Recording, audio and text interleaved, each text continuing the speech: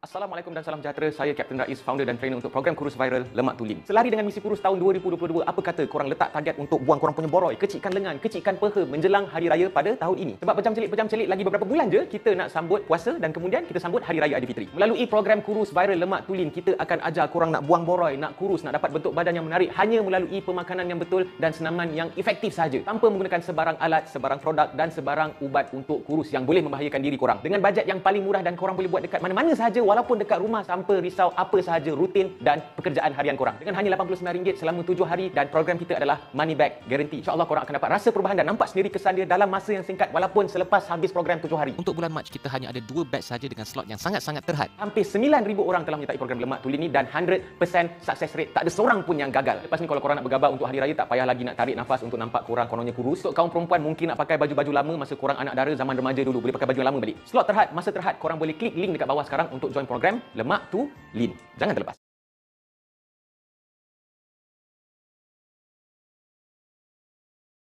Jadi dekat sini aku sebenarnya nak ajar Kak Long 7E ni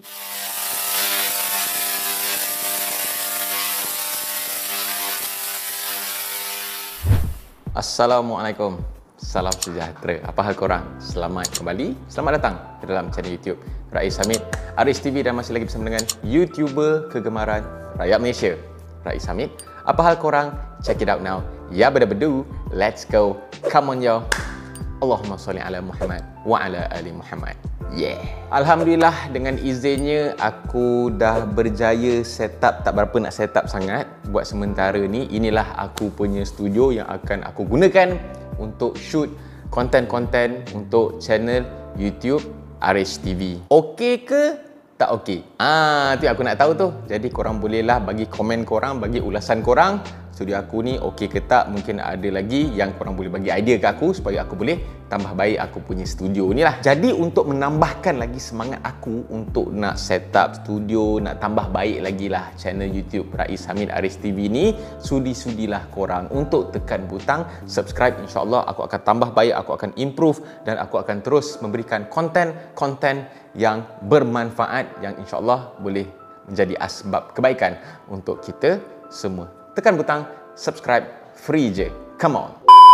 Kita terus kepada konten yang aku nak bawa untuk hari ini. Ini adalah konten yang di-request oleh aku punya follower dekat IG. Benda yang viral, benda yang sebenarnya aku tak nak buat video pun. Nanti kan korang cakap aku sengaja nak jadikan konten pula. Dan benda ni pun benda yang viral, benda yang dah lama, dah semakin suam-suam kuku kot. Aku tak tahulah kalau benda ni tiba-tiba viral balik kan. Sebab ada sekali tu nampak macam dah okey, tiba dia naik balik kan. Isu apa sebenarnya ni? Okey, ini adalah sebenarnya berkaitan dengan isu Kak Long 7E. Itu yang korang bagi nama kan, Kak Long 7E. Untuk video ni aku bukan nak condemn, aku bukan nak kutuk, aku bukan nak ulas, aku bukan nak mengeji apa yang telah dilakukan, apa yang telah viral dekat internet yang berkaitan dengan Kak Long 7E ni. Sebab aku pun bukanlah orang yang baik sangat pun aku nak kecam orang. Dan insyaAllah untuk konten isi video ni aku tak akan gunakan apa-apa gambar ke video-video yang dah viral tu lah untuk dijadikan konten. Cuma dekat sini aku tertarik dengan ayat-ayat yang dikeluarkan sendiri oleh Kak Long 7E ni. Yang ada aku terbaca dekat page-page yang duk post pasal Kak Long 7E ni. Aku tak sure lah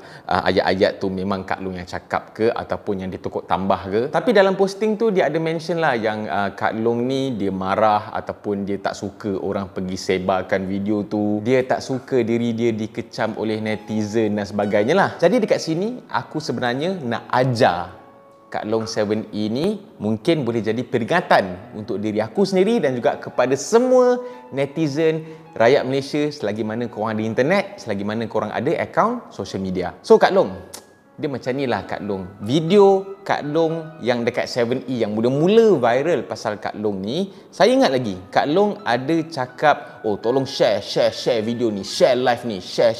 Tapi ada satu sudut pula bila keluar dekat satu artikel, bila benda dah viral, ramai orang kecam Kak Long, tiba-tiba Kak Long tak suka orang share, Kak Long cakap orang jangan share video ni. Sedangkan pada mulanya Kak Long suruh orang share. Aku tahu mungkin semua orang dah tahu dah benda ni, tapi mungkin pada Kak Long sendiri, mungkin Kak Long terlepas pandang ataupun tak tahu, dan mungkin ramai juga di antara kita termasuk aku sendiri, kadang-kadang aku terlepas pandang benda ni. Korang kena ingat ini adalah akaun social media di mana satu dunia boleh tengok, dan bukan sekadar boleh tengok tapi boleh juga berkemungkinan untuk download video tu, untuk edit video tu, untuk post, untuk repost, untuk save dan sebagainya lah. Sebab kita kena tahu, kita kena berdepan dengan realiti ni lah. Bila kita dah post dekat social media dan setting dekat social media tu pula kita buat public, maknanya semua orang boleh tengok, kita dah tak boleh buat apa-apa, kita dah tak boleh tahan apa-apa dah. Sebab berbilion-bilion orang yang tengok apa yang kita post tu,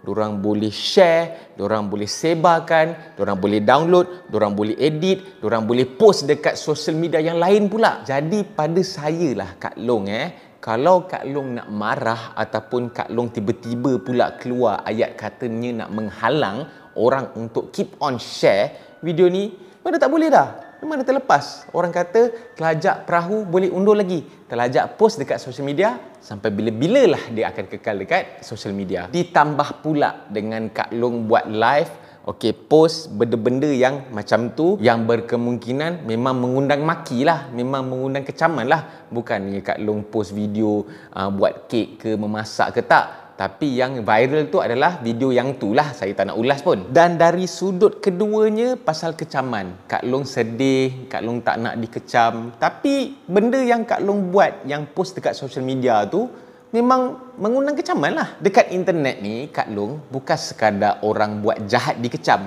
orang buat baik pun kena kecam. Saya punya video dekat YouTube ni bukan sekadar post benda yang kontroversi, benda yang tak kontroversi. Saya post cara-cara nak kilat kasut, itu pun orang kutuk, itu pun orang maki Kak Long. Jadi dekat sini Kak Long, kalau Kak Long tak nak dikecam, tak nak dikutuk, ataupun tak nak orang memberikan sebarang komen pun, komen setuju ke, tak setuju ke, lagi baiklah kalau Kak Long tidak post apa-apa langsung dekat social media. Tambah sekarang Kak Long dah famous kot, bukan setakat dekat social media, dekat luar pun orang dah kenal dah. Jadi sebenarnya memang benda tu tak boleh ditarik balik dan juga tak boleh nak diundur balik masa, sebab benda dah jadi sekarang ni, dah tak boleh buat apa-apa. Melainkan kalau Kak Long diam, delete semua akaun social media, duduk diam-diam, kemungkinan kalau keluar rumah sekarang pakai mask kan, mungkin orang tak kenal kan. Jadi cubalah senyap sunyi selama maybe 1 bulan, 2 bulan, insya-Allah benda ni akan reda pelan-pelan. Macam aku jugalah, aku pernah juga viral dululah, ada satu isu ni lah. Time tu aku punya YouTube ni orang tak kenal lagi.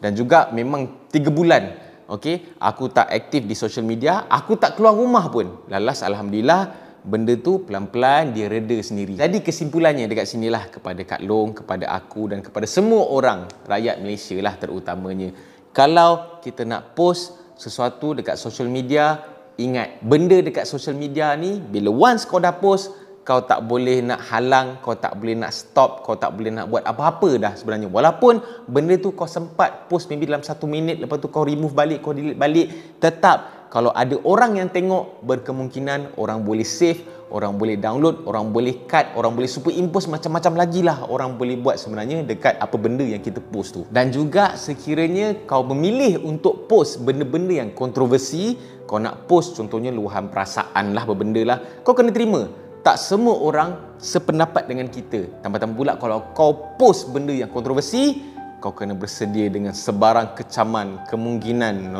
Aku sendiri mula-mula pun aku koyak lah orang duk kecam aku apa semua, tapi lama-lama alhamdulillah lah aku boleh terima lah, as long as aku tahu yang aku tak post benda-benda yang menyakitkan hati orang ataupun benda-benda yang kontroversi yang sengaja nak mengundang lah. Tapi macam Kak Long ni, dia kes lain cerita lah, dia nampak macam dia sengaja nak mengundang lah. Aku harap kita semua dapat ambil pelajaran, ambil iktibar ke atas apa yang terjadi pada isu Kak Long 7E ni. Bukan sekadar dari segi perangai, dari segi tingkah laku, dari segi apa yang dia buat dalam video-video dia tu ataupun dekat posting-posting dia, tapi dari sudut social media itu sendiri, apa yang kita post tu sebenarnya kita kena terima. Apa-apa yang orang akan buat dekat kita punya post tu, dia nak sebar ke, dia nak share ke, dia nak share dengan caption yang maki-maki ke, benda tu kita tak boleh buat apa-apa sebenarnya, sebab ini adalah realiti social media. Aku harap insya-Allah semua boleh ambil pelajaran.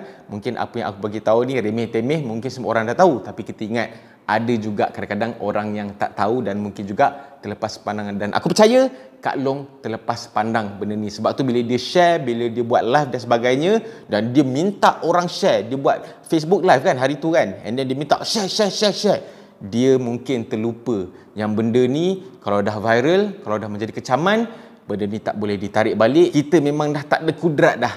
Kita nak suruh, oi janganlah share, tolonglah delete. Dah tak boleh buat apa dah.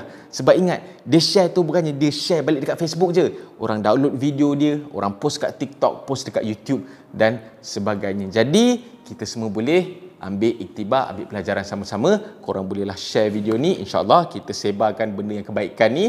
Dan juga sekiranya korang ada sebarang komen, bolehlah tulis dekat ruangan komen apa-apa mungkin korang nak nasihat ataupun korang nak bagi tahulah benda yang boleh kita jadikan iktibar. InsyaAllah jangan lupa tekan butang like, butang subscribe dan juga butang loceng untuk notification video-video daripada channel YouTube Rais Hamid selepas ini. InsyaAllah, okay, kita baiki segala kelemahan, segala kekurangan yang kita ada, kita menuju akhirat, kita awalkan solat, improve amal ibadah kita, dan insyaAllah kita sama-sama bersedia untuk kematian dan juga akhir zaman nanti. InsyaAllah kita jumpa lagi dalam next video. Assalamualaikum, have a nice night. Malam kan aku shoot ni kan, okay? Jumpa lagi dalam next video. Assalamualaikum, bye bye guys, see ya.